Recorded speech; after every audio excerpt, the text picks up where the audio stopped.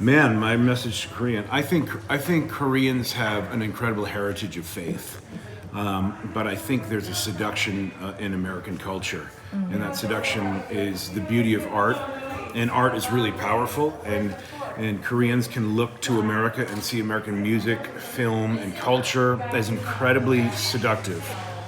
And beauty is inherently seductive, and it's not a bad thing, but it needs to be contextualized rightly. So God makes. Somebody said to me one time, "Hey, that person is beautiful," and then my mom said, "All young people are beautiful."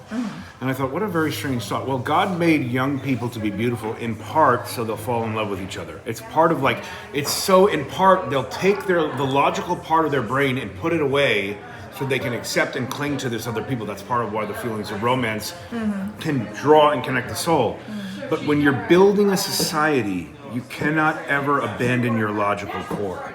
You must reckon with human frailty, which we in Christian orthodoxy call the sin nature, and therefore you must have checks and balances on your governmental systems, term limits, democratic republics, balancing the sources of power.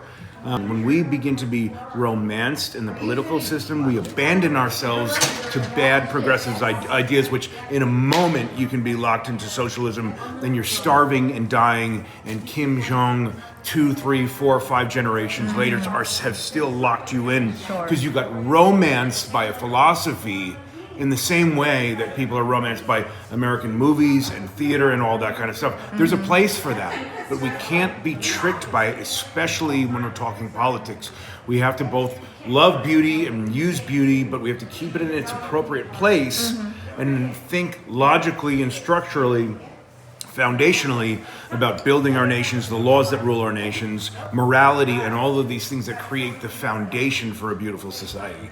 Wow.